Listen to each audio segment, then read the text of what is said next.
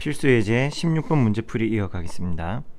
다음과 같이 제시된 수열을 보면은 그 일반항의 모양이 무언가 좀 익숙한 듯 낯선 형태를 띠고 있어요.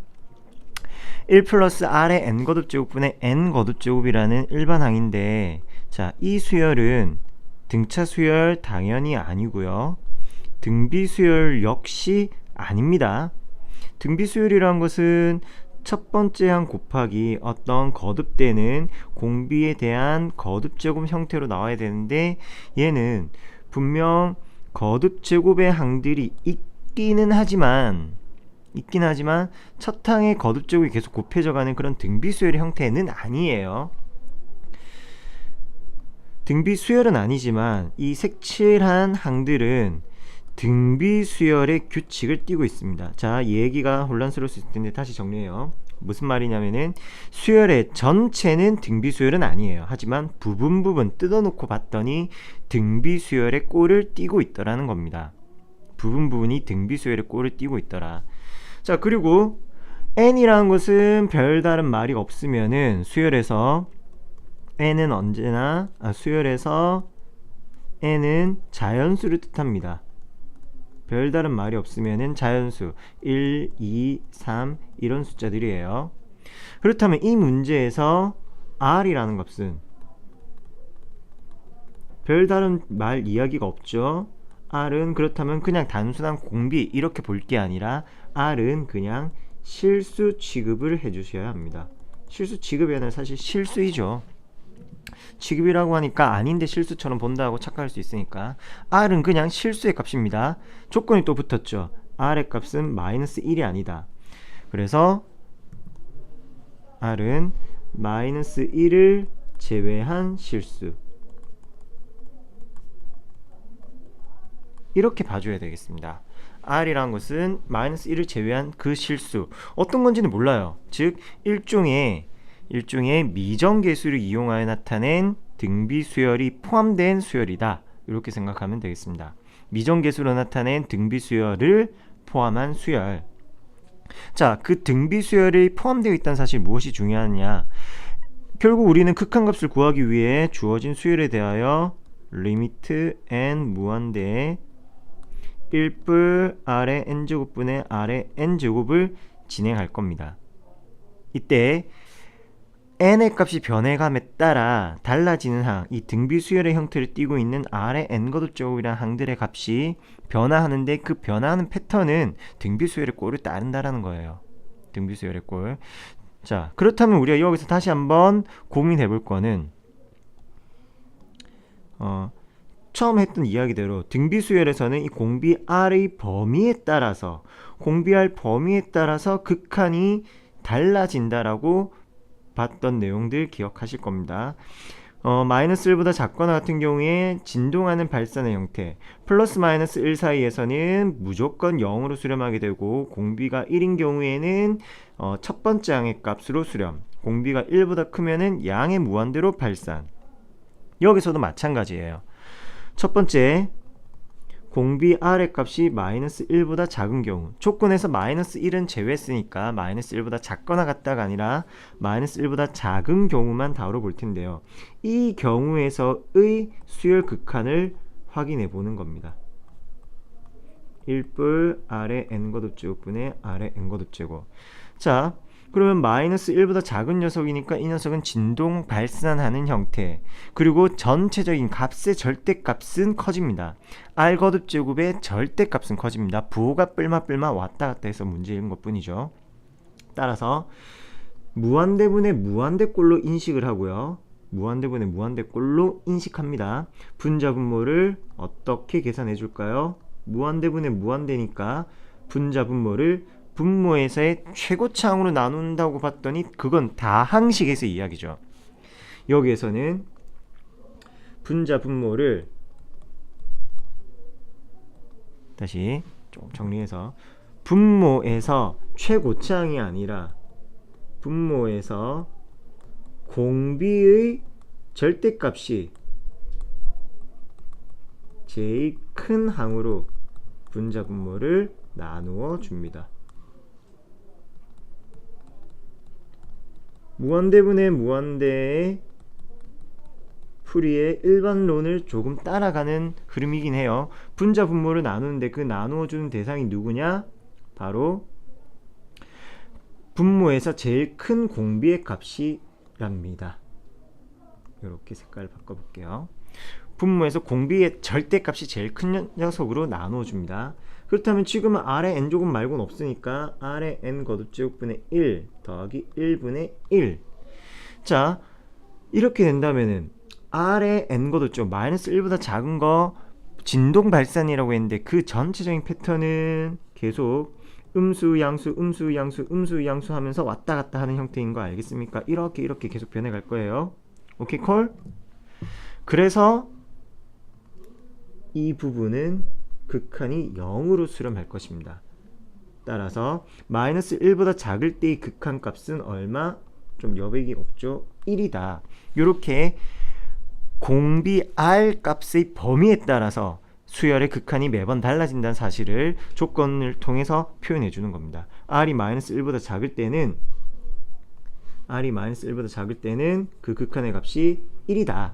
이렇게 이야기하는 거고요.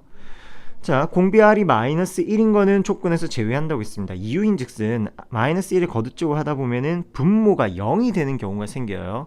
극한을 따지는 단계가 아니라 몇 번째 항들을 보는데 분모가 0인 숫자는 존재할 수가 없거든요. 그래서 분모 0인 것은 제외하고 분모 0이 되게 하는 공비 R은 제외하고 두 번째 범위 마이너스 1보다 크고 1보다 작은 범위 갑시다. 풀이에 조금 도움을 주기 위해서 미리 이 내용들 한번 적어볼게요. R의 n거듭제곱 극한은 얼마? 해당 구간에서는 0이죠. 0. 따라서 리미트 n 무한대 1뿔 R의 n거듭제곱분의 R의 n거듭제곱은 R의 n거듭제곱이 0으로 수렴하니까 1 더하기 0분의 0 1분의 0 즉 실수 0이 됩니다. 그렇다면은 마찬가지 또 공비 R이 마이너스 1보다 크고 1보다 작은 구간일 때의 극한값은 1로 나온다. 이렇게 계속 해당되는 구간에서의 극한값을 표현해 주셔야 돼요. 자, 세 번째 공비 R의 값이 1인 경우라면은 R의 n거듭제곱 극한은 얼마? R이 1이니까 1의 n거듭제곱이네요. 극한은 1이군요. 따라서 리미트 n 무한대 1뿔 1의 n거듭제곱분의 1의 n거듭제곱은 2분의 1로 수렴한다. 이렇게 이야기할 수 있겠고요. 마지막 조건 일단 이것도 표시해 줍시다. 마지막 조건 공비 R의 값이 1보다 크면 리미트 n 무한대의 R의 n거듭제곱의 극한은 양의 무한대 발산이죠. 1보다 큰 경우에 R의 n제곱만 이야기한 겁니다. 이런 R의 n제곱을 가지고 나타낸 수열 누구? 우리가 계속 다루고 있는 바로 이 친구 1뿔 R의 n제곱분의 R의 n제곱은 1 더하기 무한대분의 무한대 꼴이네요. 그렇다면 무한대분의 무한대니까 첫 번째 문제에서 풀이했던 방식 그대로 분모에서 거듭제곱의 절대값이 제일 큰 녀석으로 나누겠습니다. 그래봤자 지금은 R의 n제곱 하나 말고는 없군요. 1분의 1. 그럼 마찬가지 이유로 너 0으로 수렴하니까 1분의 1, 1로 수렴한다. 이렇게 이야기할 수 있겠습니다. 그래서 때로는 첫 번째와 이 네 번째 조건을 한 번에 묶어서 공비 R의 절대값이 1보다 크면은 극한은 1이다. 이렇게 이야기하기도 하고요. 자, 조금 낯선 형태의 문제풀이가 진행이 되었을 텐데 이렇게 극한을 구하라. 극한은 얼마입니다. 라고 딱 떨어지는 게 아니라 공비가 이러할 때 극한은 극한 이런 경우에 이랬고 저런 경우에 저렇고 상황마다 극한이 달라질 수 있고 그렇다면은 조건에 따른 극한의 값을 일일이 다 보여주셔야 됩니다. 이런 풀이가 진행이 된다는 거 이해하시고요. 자, 다시 한번 등비수열의 극한을 보는 예제 17번. 자, 수렴하도록 하는 x의 값의 범위를 구하라. 그럼 뭔가 방정식 느낌도 있는데 다시 한번 체크하도록 하죠. 등비수열이 수렴할 조건. 등비수열의 수렴 조건은 두 가지가 있습니다. 첫 번째, 1번 타자 첫째 항이 0이면은 그 등비수열은 빼박캔트 무조건 0으로 수렴하게 됩니다. 첫 항 0에다가 그 어떤 공비를 갖다 곱하든 공비의 값이 1보다 크든 작든 뭐 하든 무조건 수렴하게 되죠. 그리고 두 번째, 첫째 항이 0이 아니라면은 1번 조건에 걸리지 않는다면은 공비 R에 대한 이야기, 공비 R이 1이거나 또는 마이너스 1보다 크고 1보다 작다, 요렇게 이야기를 합시다. 첫째 항에 대한 조건, 공비에 대한 조건, 그리고 공비에 대한 조건은 지금은 당장 뭐 선생님 이거 마이너스 1보다 크고 1보다 작거나 같다 쓰면 되지 않나요? 됩니다. 그런데 나중을 위해서 일부러라도 분리해서 쓰도록 합시다. 나중에 이런 접근이 유용해지는 경우 쌤이 다시 한번 알려줄 테니까요. 자, 그렇다면 문제풀이는 한결 쉬워집니다. 바로 이 기준에만 맞춰보면 되는 거니까요. 첫 번째 문제 봅시다. x의 n 거듭제곱과 x 빼기 2의 n 거듭제곱이 있네요. 자, 수학 2에서 배운 지수법칙을 이용한다면 x 곱하기 x 빼기 2의 전체 n 거듭제곱으로 지수 정리가 가능하죠. 자, 이 모양에서 여러분들이 판단해야 되는 사실은 두 가지가 있습니다. 첫 번째, 1번 타자 첫째 항, 1번 타자 첫째 항, 2번 타자 공비. 등비수열이 되어 있다면 반드시 그 첫째 항과 공비를 찾습니다. 이거는 수열이 수렴하는지 발산하는지 극한을 구할 때뿐만 아니라 기본적인 등비수열을 만났을 때의 기본 예의예요. 친구 만나면은 반갑다 친구야, 근데 넌 이름이 뭐니? 너는 집이 어디니? 핸드폰 번호 물어보고 하는 기본적인 예의처럼 등비수열 만나면 반드시 첫항 공비를 봐주세요. 근데 우리는 극한 수렴 조건을 따지려고 하잖아요. 그렇다면 첫째 항은 0이 되는 경우가 있을까, 공비가 이러이러한 경우가 있을까를 같이 고려하는 겁니다. 자, 이 문제에서 첫째 항은 구하는 건 너무 쉽습니다. 첫째 항 구하는 방법은 n에 무조건 1을 대입하세요. 그럼 그게 첫째 항입니다. 바로 x 빼기 2이군요. 그리고 공비는 어떻게 되느냐? 공비는 거듭제곱 되고 있는, 이거 한번 얘기했을 텐데, 거듭제곱에 대하여 이 밑이 무조건 공비가 되는 게 아니라 이때 유의할 거, 거듭제곱 되고 있는 지수 n 밑에 대하여 지수의 개수 거듭제곱, 밑에 대한 지수 거듭제곱, 밑에 대한 지수의 개수, 차수의 개수 거듭제곱이 밑이 됩니다. 그렇다면 지금 문제에서 밑은 x 빼기 2가 되고요. 지수는 n이 있죠. 그 녀석이 개수 1이군요. 즉 첫항과 공비가 같다는 얘기예요. 이 경우에는 두 번째만 체크합니다. 첫째 항의 조건이 바로 여기 공비 범위 안에 속하니까 오케이, 알았어. x 전개해서 x제곱 마이너스 2x가 마이너스 1보다 크고 1보다 작다. 그리고 1이어도 되니까 이번에는 계산 편의를 위해서 1을 좀 넣어줄게요. 그렇다면은 앞부분 부등식 계산한 녀석 첫 번째 풀이, 두 번째 뒷부분 부등식 계산한 두 번째 풀이의 공통범위 찾으시면 되겠고요. x제곱 마이너스 2x 더하기 1이 0보다 크다.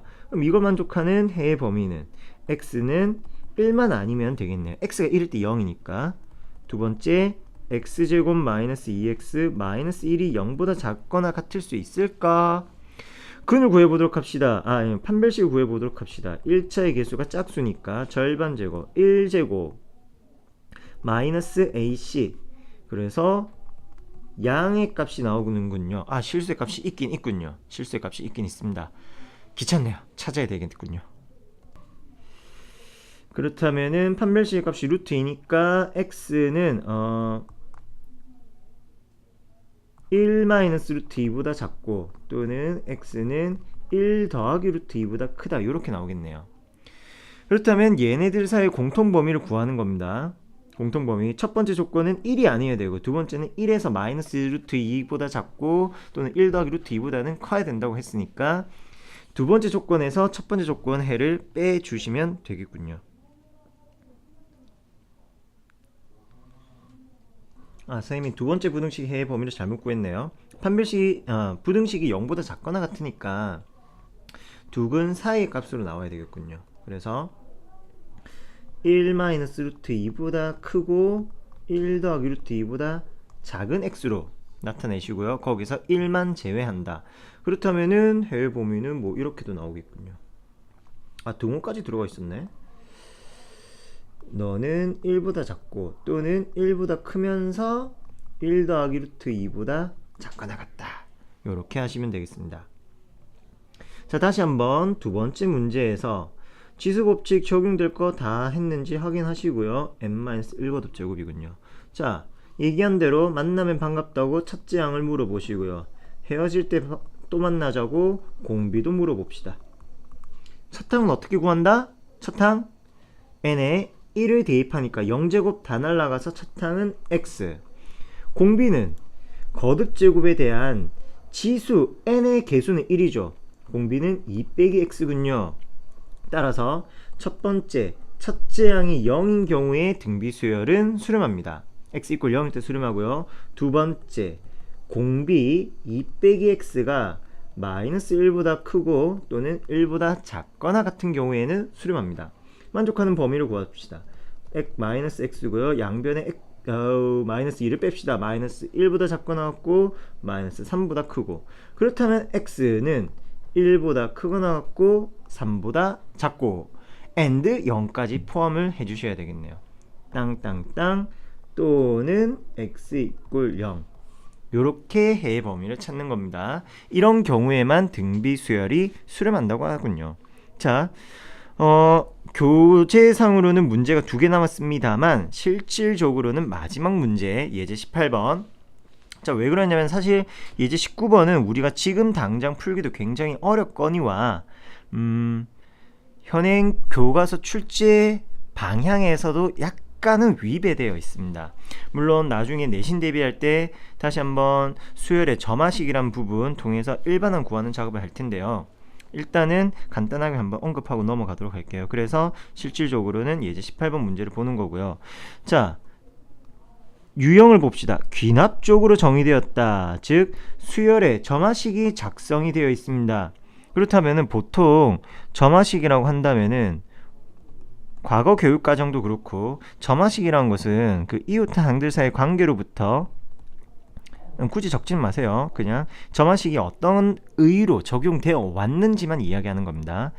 이웃한 항들의 관계로부터 관계를 이용하여 일반항을 찾는데 그 목표가 있습니다. 수열은 결국 일반항을 구해내고자 하는 게 그게 목표예요. 그게 미덕이고. 그런데 우리 교육 과정에서는 이 과정에 대하여 안 배웠다라는 거죠. 우리는 점화식 관계만 이해해서 특정한 항을 찾는 게 주된 목표였습니다. 물론 수학2 2학기 내신에서 그 일반항을 찾는 경우도 덜어 있기도 했지만 그건 학교의 약간 특성이라고 이야기할 수밖에 없겠네요. 원칙적으로 하면 안 된다가 아니라 굳이 할 필요는 없다라는 겁니다. 그래서 일단 학습 부담을 줄이기 위해서 이 점화식을 바탕으로 일반항을 구하는 작업은 지금은 하지 않겠습니다. 나중에 따로 특강으로 한번 진행하도록 할 거고요.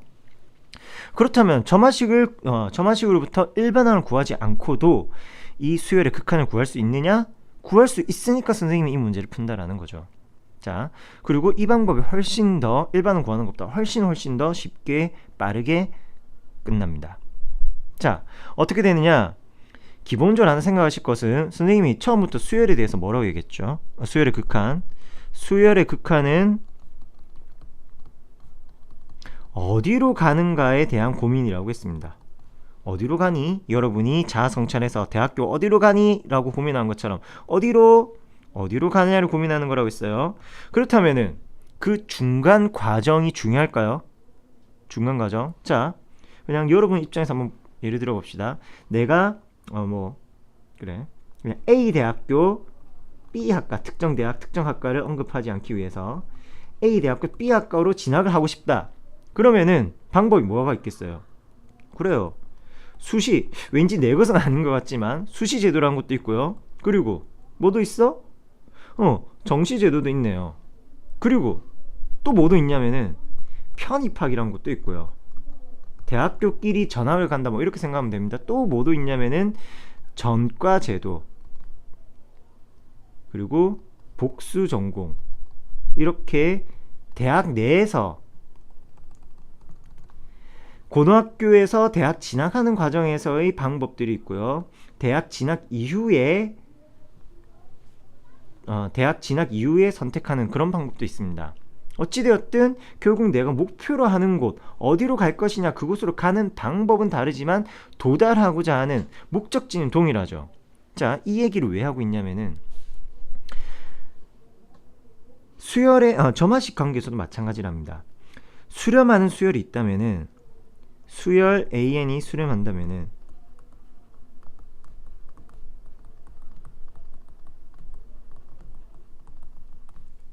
수열 A n 더하기 1 역시 수렴합니다.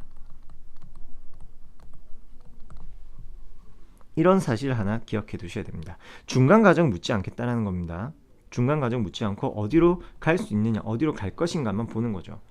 자, 그런데 좀 생각해 보니까 지금 이 얘가 썩 어울리는 것 같지만은 않지만 뭐 중간 과정 묻지 않고 결국 어떻게 도달하는지만 보겠다라는 거예요. 그래서 이 부분을 다시 식으로 나타낸다면은 리미트 n 무한대 an 수열이 알파로 수렴한다면은 a n 더하기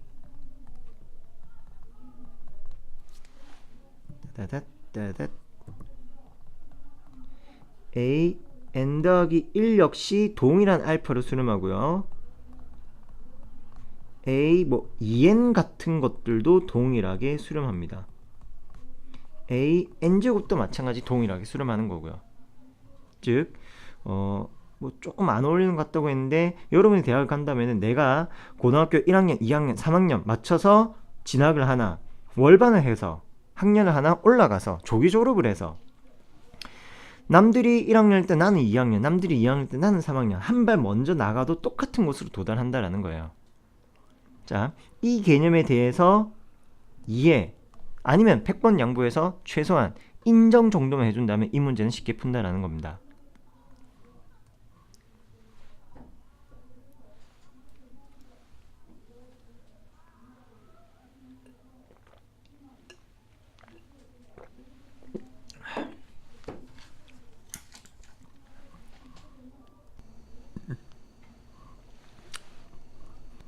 이거 이해 안 되는 게 당연합니다. 아직 학습이 안 되어 있는 부분입니다.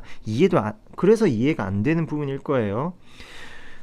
마찬가지 이것도 원래는 부분합 SN으로부터 일반항을 찾아내고